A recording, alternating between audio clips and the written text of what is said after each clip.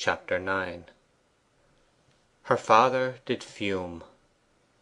Oppressed, in spite of themselves, by a foresight of impending complications, Elfride and Stephen returned down the hill hand in hand. At the door they paused wistfully, like children late at school. Women accept their destiny more readily than men. Elfride had now resigned herself to the overwhelming idea of her lover's sorry antecedents. Stephen had not forgotten the trifling grievance that Elfride had known earlier admiration than his own. 'What was that young man's name?' he inquired. 'Felix Jethway, a widow's only son.' 'I remember the family.' 'She hates me now. She says I killed him.' Stephen mused, and they entered the porch. 'Stephen, I love only you,' she tremulously whispered. He pressed her fingers, and the trifling shadow passed away, to admit again the mutual and more tangible trouble. The study appeared to be the only room lighted up. They entered, each with a demeanour intended to conceal the inconcealable fact that reciprocal love was their dominant chord. Elfride perceived a man, sitting with his back towards herself, talking to her father. She would have retired, but Mr. Swancourt had seen her. 'Come in,' he said. 'It's only Martin Cannister, come for a copy of the register for poor Mrs. Jethway.' Martin Cannister, the sexton, was rather a favourite with Elfride. He used to absorb her attention by telling her of his strange experiences in digging up after long years the bodies of persons he had known, and recognizing them by some little sign, though in reality he had never recognized any. He had shrewd small eyes, and a great wealth of double chin, which compensated in some measure for considerable poverty of nose. The appearance of a slip of paper in Cannister's hand, and a few shillings lying on the table in front of him, denoted that the business had been transacted, and the tenor of their conversation went to show that a summary of village news was now engaging the attention of parishioner and parson. Mr. Cannister stood up and touched his forehead over his eye with his finger, in respectful salutation of Elfride, gave half as much salute to Stephen, whom he, in common with other villagers, had never for a moment recognized, then sat down again and resumed his discourse. 'Where had I got to, sir?' 'To driving the pile,' said Mr. Swancourt. 'The pile 'twas. So, as I was saying, Nat was driving the pile in this manner, as I might say.' Here Mr. Cannister held his walking stick scrupulously vertical with his left hand, and struck a blow with great force on the knob of the stick with his right. 'John was steadying the pile so, as I might say.' Here he gave the stick a slight shake, and looked firmly in the various eyes around, to see that before proceeding further his listeners well grasped the subject of that stage. 'Well, when Nat had struck some half dozen blows more upon the pile, 'a stopped for a second or two. John, thinking that he had done striking, put his hand upon the top of the pile to give 'em a pull, and see if it were firm in the ground. Mr. Cannister spread his hand over the top of the stick, completely covering it with his palm. Well, so to speak, Nat hadn't mane to stop striking, and when John had put his hand upon the pile, the beetle—' 'Oh, dreadful!' said Elfride. 'The beetle was already coming down, you see, sir. Nat just caught sight of his hand, but couldn't stop the blow in time. Down came the beetle upon poor John Smith's hand, and squashed into a pummy.' 'Dear me, poor fellow!' said the vicar, with an intonation like the groans of the wounded in a pianoforte performance of the Battle of Prague. 'John Smith, the master mason?' cried Stephen hurriedly. 'Ay, no other, and a better hearted man God Almighty never made.' 'Is he so much hurt?' 'I have heard,' said Mr. Swancourt, not noticing Stephen, 'that he has a son in London, a very promising young fellow.' 'Oh, how he must be hurt!' repeated Stephen. 'A beetle couldn't hurt very little. Well, sir, good night to ye, and to you, sir, and you, miss, I'm sure.' Mr. Cannister had been making unnoticeable motions of withdrawal, and by the time this farewell remark came from his lips he was just outside the door of the room. He tramped along the hall, stayed more than a minute endeavouring to close the door properly, and then was lost to their hearing. Stephen had meanwhile turned and said to the vicar, 'Please excuse me this evening. I must leave. John Smith is my father.' The vicar did not comprehend at first. 'What did you say?' he inquired. 'John Smith is my father,' said Stephen deliberately. A surplus tinge of redness rose from Mr. Swancourt's neck, and came round over his face. The lines of his features became more firmly defined, and his lips seemed to get thinner. It was evident that a series of little circumstances, hitherto unheeded, were now fitting themselves together, and forming a lucid picture in Mr. Swancourt's mind in such a manner as to render useless further explanation on Stephen's part. 'Indeed,' said the vicar, in a voice dry and without inflection. This being a word which depends entirely upon its tone for its meaning, Mr. Swancourt's enunciation was equivalent to no expression at all. 'I have to go now,' said Stephen, with an agitated bearing, and a movement as if he scarcely knew whether he ought to run off or stay longer. 'On my return, sir, will you gladly grant me a few minutes' private conversation?' 'Certainly. Though antecedently it doesn't seem possible that there can be anything of the nature of private business between us.' Mr. Swancourt put on his straw hat, crossed the drawing room into which the moonlight was shining, and stepped out of the French window into the verandah. It required no further effort to perceive what indeed reasoning might have foretold as the natural colour of a mind whose pleasures were taken amid genealogies, good dinners, and patrician reminiscences, that Mr. Swancourt's prejudices were too strong for his generosity, and that Stephen's moments as his friend and equal were numbered, or had even now ceased.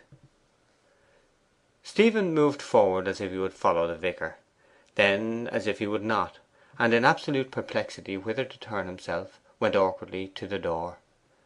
Elfride followed lingeringly behind him. Before he had receded 2 yards from the doorstep, Unity and Anne the housemaid came home from their visit to the village. 'Have you heard anything about John Smith? The accident is not so bad as was reported, is it?' said Elfride intuitively. 'Oh no, the doctor says 'tis only a bad bruise.' 'I thought so!' cried Elfride gladly. 'He says that though Nat believes he did not check the beetle as it came down, he must have done so without knowing it. Checked it very considerably too, for the full blow would have knocked his hand abroad, and in reality it's only made black and blue like.' 'Oh, how thankful I am!' said Stephen. The perplexed Unity looked at him with her mouth rather than with her eyes. 'That will do, Unity,' said Elfride magisterially, and the two maids passed on. 'Elfride, do you forgive me?' said Stephen with a faint smile. 'No man is fair in love,' and he took her fingers lightly in his own. With her head thrown sideways in the Greuze attitude, she looked a tender reproach at his doubt, and pressed his hand. Stephen returned the pressure threefold, then hastily went off to his father's cottage by the wall of Endelstow Park. 'Elfride, what have you to say to this?' inquired her father, coming up immediately Stephen had retired. With feminine quickness she grasped at any straw that would enable her to plead his cause. 'He had told me of it,' she faltered, 'so that it is not a discovery in spite of him. He was just coming in to tell you.' 'Coming to tell? Why hadn't he told already? I object as much, if not more, to his underhand concealment of this than I do to the fact itself. It looks very much like his making a fool of me, and of you too. You and he have been about together, and corresponding together, in a way I don't at all approve of, in a most unseemly way. You should have known how improper such conduct is. A woman can't be too careful not to be seen alone with I don't know whom.' 'You saw us, papa, and have never said a word.' 'My fault, of course, my fault. What the deuce could I be thinking of? He, a villager's son, and we, Swancourts, connections of the Luxellians. We have been coming to nothing for centuries, and now I believe we have got there. What shall I next invite here, I wonder?' Elfride began to cry at this very unpropitious aspect of affairs. 'O papa, papa, forgive me and him! We care so much for one another, papa, oh, so much! And what he was going to ask you is, if you will allow an engagement between us till he is a gentleman as good as you. We are not in a hurry, dear papa. We don't want in the least to marry now, not until he is richer. Only will you let us be engaged, because I love him so, and he loves me?' Mr. Swancourt's feelings were a little touched by this appeal, and he was annoyed that such should be the case. 'Certainly not,' he replied. He pronounced the inhibition lengthily and sonorously, so that the not sounded like NOT. 'No, no, no, don't say it!' 'Pho, a fine story! It is not good enough that I have been deluded and disgraced by having him here, the son of one of my village peasants, but now I am to make him my son in law! Heavens above us, are you mad, Elfride?' 'You have seen his letters come to me ever since his first visit, papa, and you knew they were a sort of love letters; and since he has been here you have let him be alone with me almost entirely, and you must have guessed, what we were thinking of and doing, and you didn't stop him. Next to love making comes love winning, and you knew it would come to that, papa.' The vicar parried this common sense thrust. 'I know, since you press me so, I know I did guess some childish attachment might arise between you. I own I did not take much trouble to prevent it, but I have not particularly countenanced it. And, Elfride, how can you expect that I should now? It is impossible. No father in England would hear of such a thing.' 'But he is the same man, papa, the same in every particular, and how can he be less fit for me than he was before?'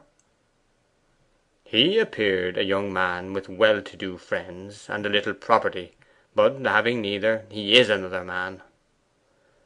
'You inquired nothing about him.' 'I went by Hewby's introduction. He should have told me. So should the young man himself. Of course he should. I consider it a most dishonourable thing to come into a man's house like a treacherous I don't know what.' 'But he was afraid to tell you, and so should I have been. He loved me too well to like to run the risk. And as to speaking of his friends on his first visit, I don't see why he should have done so at all. He came here on business. It was no affair of ours who his parents were. And then he knew that if he told you he would never be asked here, and would perhaps never see me again. And he wanted to see me. Who can blame him for trying by any means to stay near me, the girl he loves? All is fair in love. I have heard you say so yourself, papa. And you yourself would have done just as he has. So would any man.' 'And any man, on discovering what I have discovered, would also do as I do, and bend my mistake. That is, get shot of him again, as soon as the laws of hospitality will allow.' But Mr. Swancourt then remembered that he was a Christian. 'I would not for the world seem to turn him out of doors,' he added. 'But I think he will have the tact to see that he cannot stay long after this, with good taste.' 'He will, because he is a gentleman. See how graceful his manners are.' Elfride went on, though perhaps Stephen's manners, like the feats of Auralis, owe their attractiveness in her eyes rather to the attractiveness of his person than to their own excellence.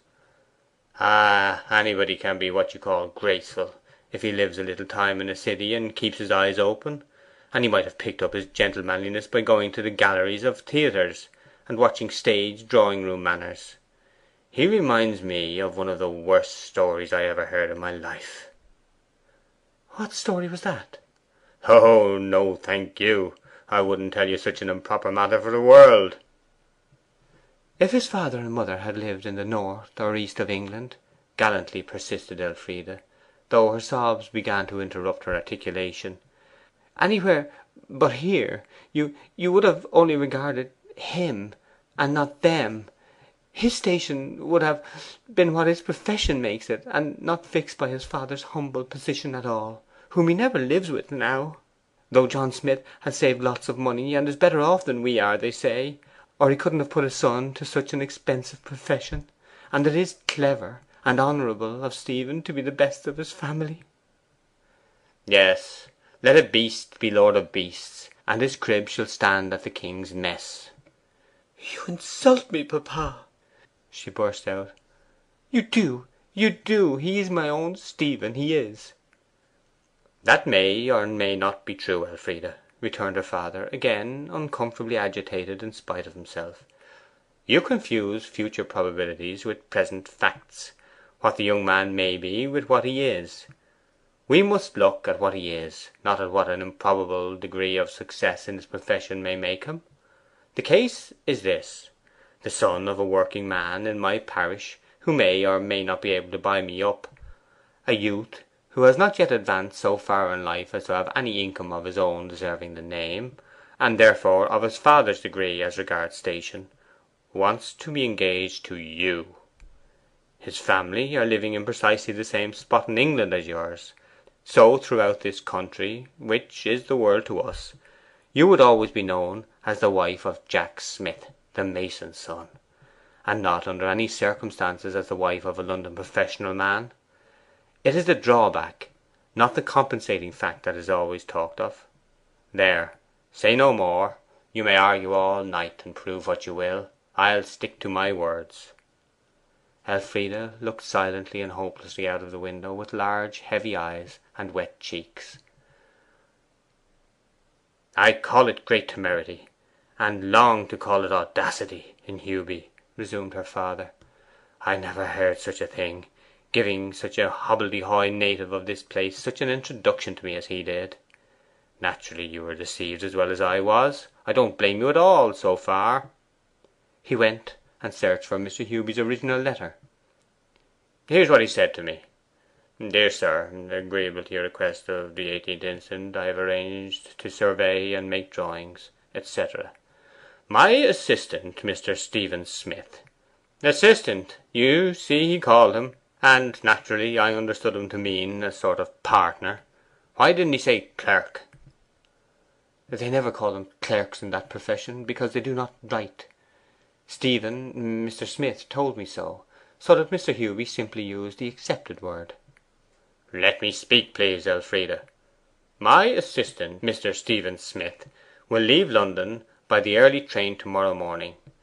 Many thanks for your proposal to accommodate him. You may put every confidence in him, and may rely upon his discernment in the matter of church architecture. Well, I repeat that Hewby ought to be ashamed of himself for making so much of a poor lad of that sort.' 'Professional men in London,' Elfride argued, 'don't know anything about their clerks' fathers and mothers. They have assistants who come to their offices and shops for years, and hardly even know where they live. What they can do, what profits they can bring to the firm, that's all London men care about. And that is helped in him by his faculty of being uniformly pleasant.' 'Uniform pleasantness is rather a defect than a faculty. It shows that a man hasn't sense enough to know whom to despise.' 'It shows he acts by faith and not by sight, as those you claim succession from directed.' 'That's some more of what he's been telling you, I suppose?' 'Yes. I was inclined to suspect him, because he didn't care about sauces of any kind. I always did doubt a man's being a gentleman if his palate had no acquired tastes. An unedified palate is the irrepressible cloven foot of the upstart. The idea of my bringing out my bottle of Forty Martinez! Only 11 of them left now, to a man who didn't know it from 18 penny. Then the Latin line he gave to my quotation, it was very cut and dried, very, or I, who haven't looked at a classical author for the last 18 years, shouldn't have remembered it. Well, Elfride, you had better go to your room. You'll get over this bit of tomfoolery in time.' 'No, no, no, papa!' she moaned. For of all the miseries attaching to miserable love, the worst is the misery of thinking that the passion which is the cause of them all may cease. 'Elfride,' said her father with rough friendliness, 'I have an excellent scheme on hand, which I cannot tell you of now. A scheme to benefit you and me. It has been thrust upon me for some little time. Yes, thrust upon me. But I didn't dream of its value until this afternoon, when the revelation came. I should be most unwise to refuse to entertain it.' 'I don't like that word,' she returned wearily. 'You have lost so much already by schemes. Is it those wretched mines again?' 'No, not a mining scheme.' 'Railways?' 'Nor railways. It is like those mysterious offers we see advertised, by which any gentleman with no brains at all may make so much a week without risk, trouble, or soiling his fingers. However, I am intending to say nothing till it is settled, though I will just say this much, that you may have other fish to fry than to think of Stephen Smith. Remember, I wish not to be angry, but friendly to the young man. For your sake I regard him as a friend in a certain sense. But this is enough. In a few days you will be quite my way of thinking. There, now, go to your bedroom. Unity shall bring you up some supper. I wish you not to be here when he comes back.' Chapter 9.